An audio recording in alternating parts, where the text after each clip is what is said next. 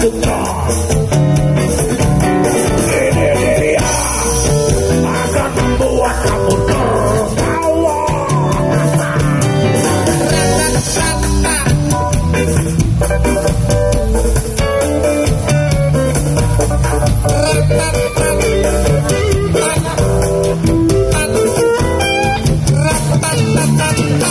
Untuk Janata Dharma kita undang komik berikutnya. Buyo Situ Basari Buyo dari UMY, seorang laki-laki yang pernah masuk TP. Dia badannya subur, dia badannya subur, dia badannya subur hingga ke alam kubur. Panggil langsung Yusuf Farisa.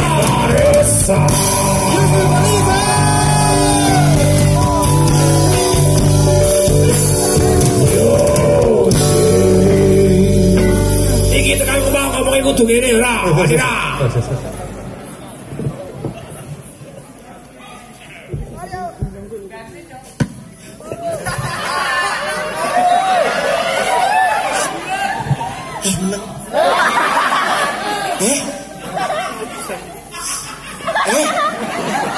Guyune kaya Astrea gas-gasan nih.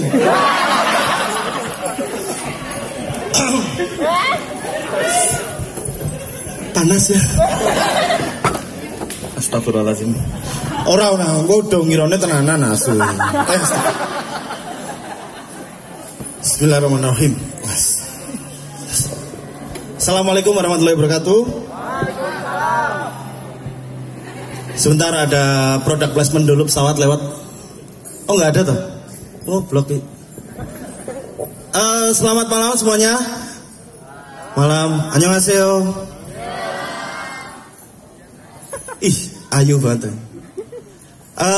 Apa ya?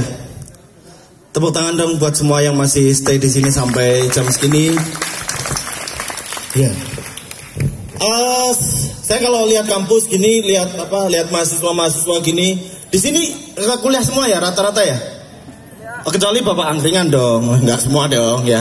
Di sini rata-rata semua kuliah. Saya juga kalau lihat mahasiswa gini, saya jadi ingat masa mahasiswa saya gitu loh. Masa mahasiswa saya, tapi di kampus saya tuh nggak sampai malam gini. Ini kampus sampai malam, keren ini. Universitas Sanata Dharma keren. Tepuk tangan untuk Sanata Dharma. Juga BRI juga slow juga ya. Wah biasa dong ya. Jangan telat gitu ketawanya. Saya jadi ingat masa saya mahasiswa. Saya itu baru wisuda tahun kemarin. Setelah menempuh 17 semester akhirnya wisuda ya. 17 semester teman-teman, 8,5 tahun saya kuliah Haidan. 17 semester itu kalau teman-teman di sini nggak bisa membayangkan, 17 semester itu kamu punya anak di semester 1. Anak kalian udah masuk SD ketika kamu lulus.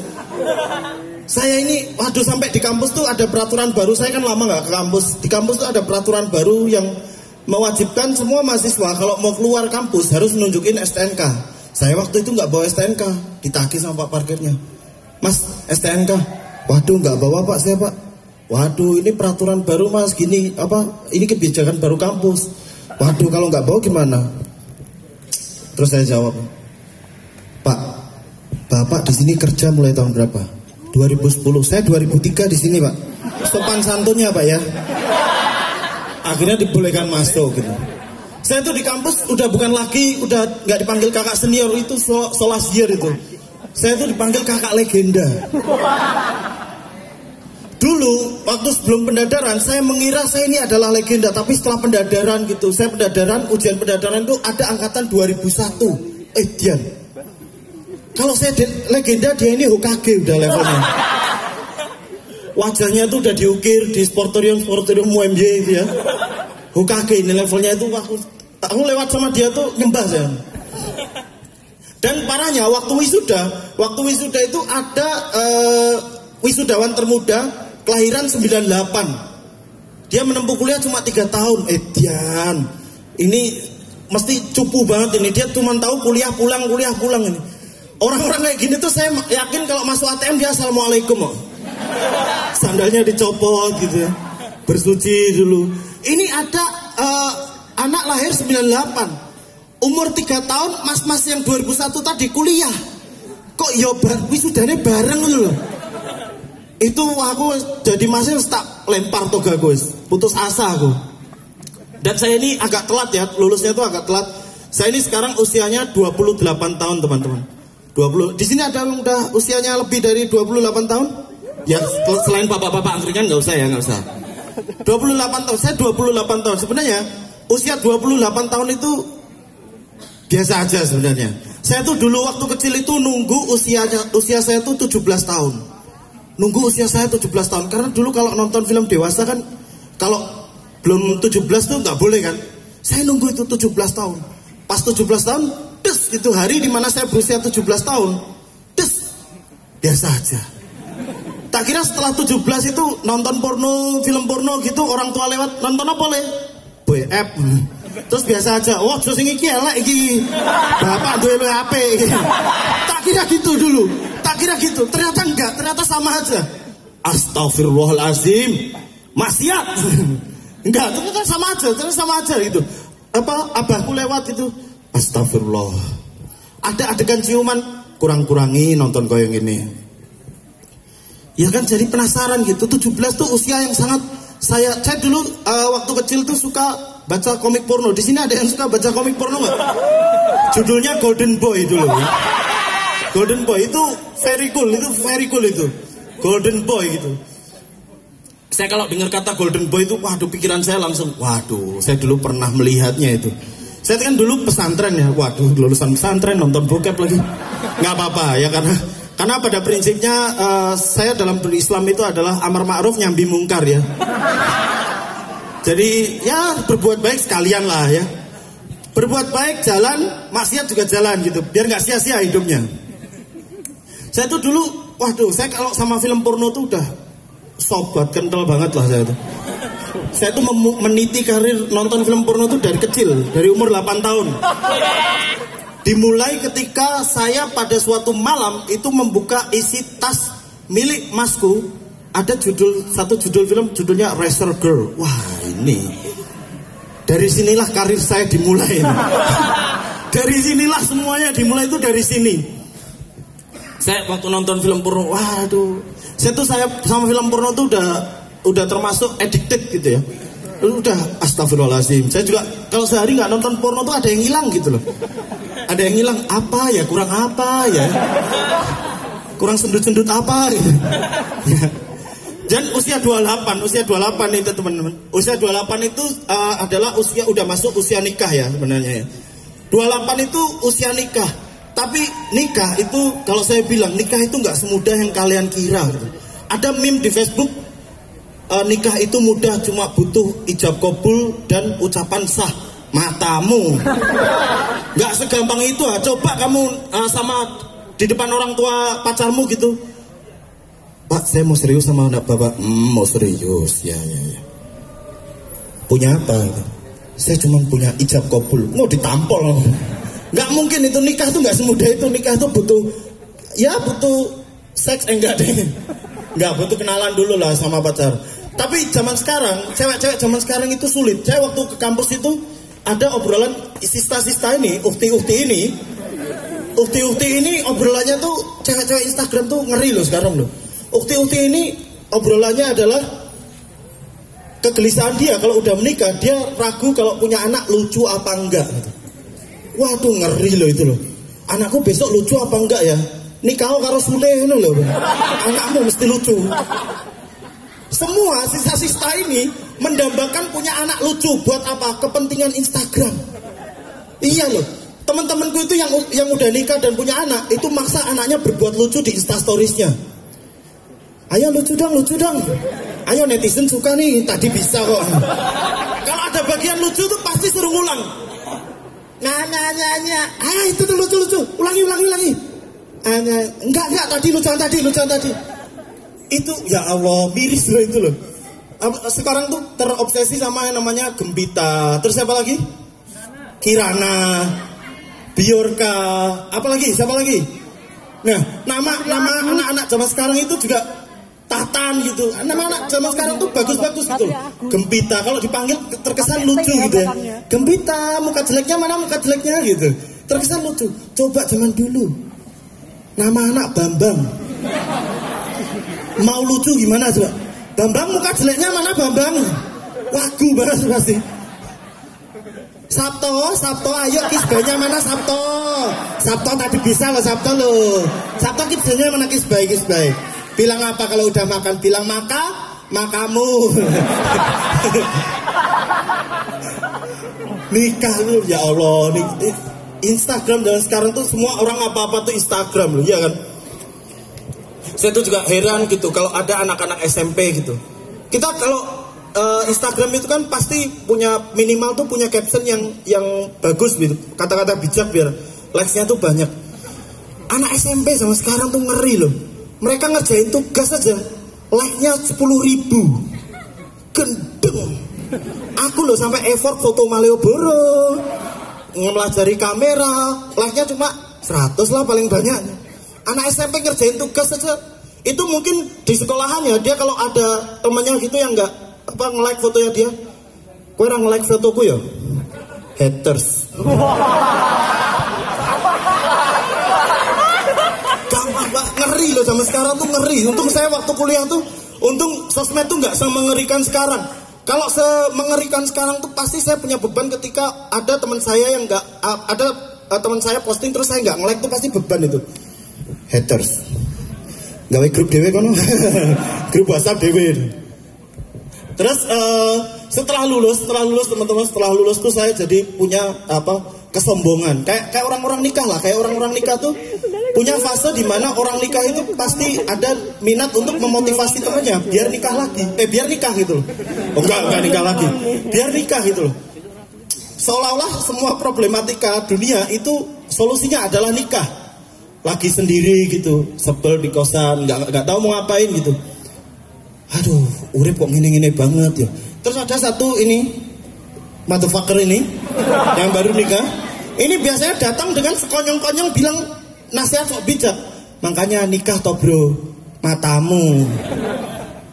Ya ngira ono ini. Aduh keleken. Terus setelah lulus itu saya juga suka motivasi teman-teman saya yang belum lulus gitu. Dan saya jadi sombong gitu. Saya kalau ketemu mahasiswa yang lagi ngerjain skrip tak banting laptopnya. Minggat kan. Goblok rasanya gini. Saya gitu sombong. Ada mahasiswa lewat depan mahasiswa saya langsung tak. Kenapa mas? Alergi jasa SMA.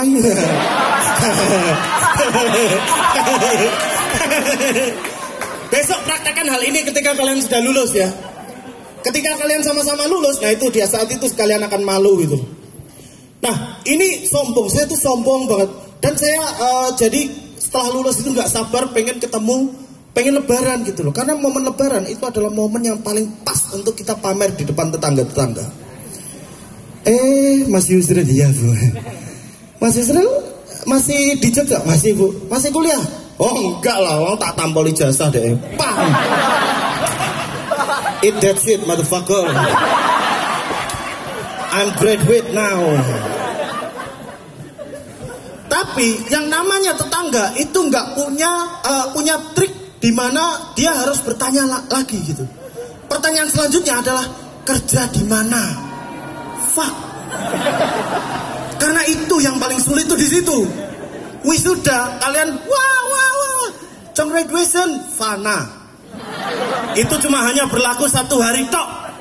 Setelah toga kalian lepas, kalian balik ke kamar, bingung we arep ngopo. Pegang kata-kataku, arep tuku pulsa we sungkan we.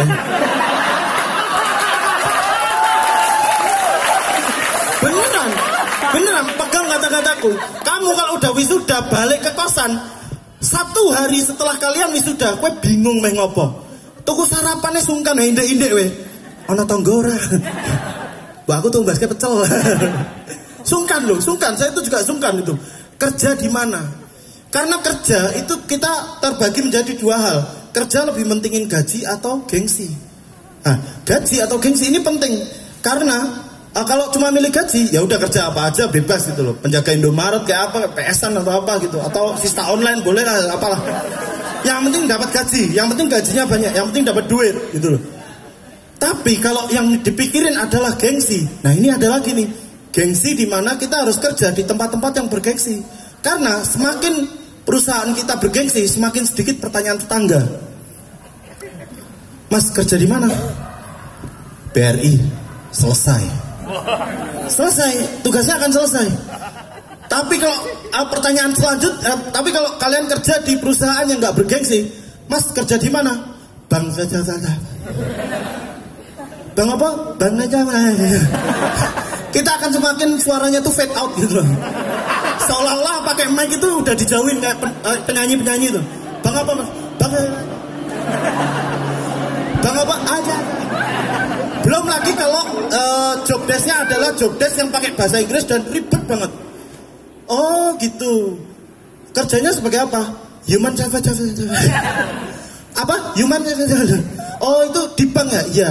Jualan tabungan, bukan jualan pulsa. Ya enggak ya jualan itulah.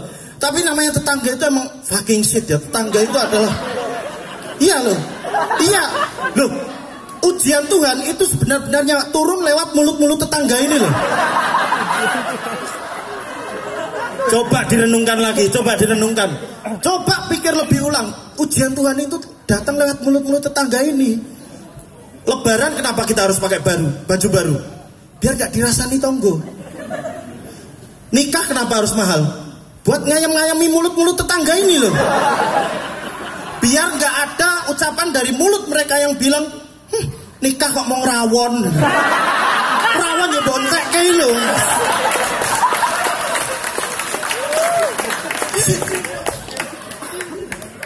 Fuck.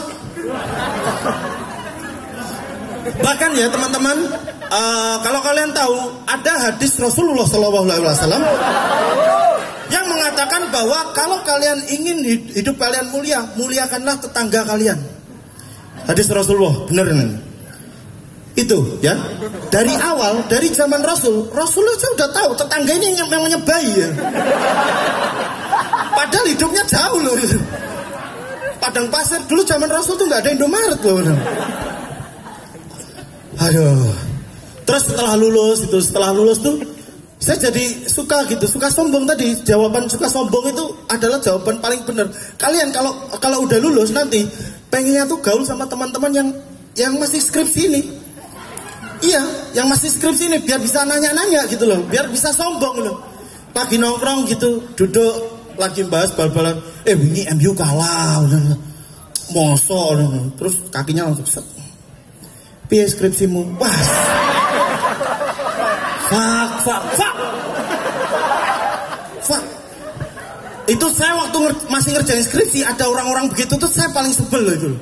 Ada orang suka nanya, piye skripsimu tuh di tongkrongan, itu kayak kalian lagi dugem terus diingatin sholat gitu loh.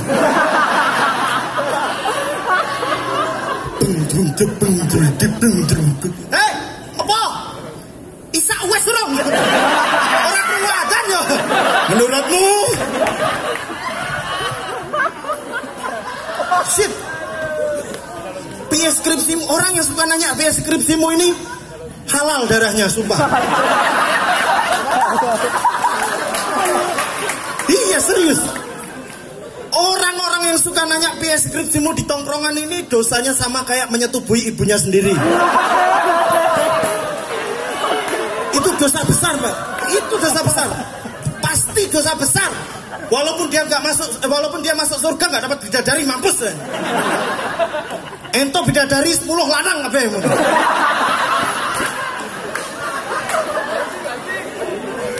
Itu sebel banget itu.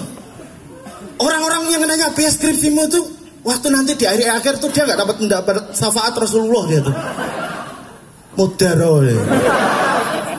Saya tuh kalau ketemu orang-orang begini tuh kayaknya masalah hidupnya tuh berat banget gitu. Masalah hidupnya tuh berat, pengen saya peluk dari belakang gitu.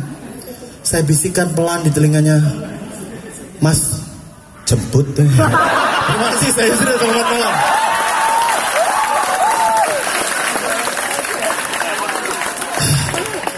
Ah.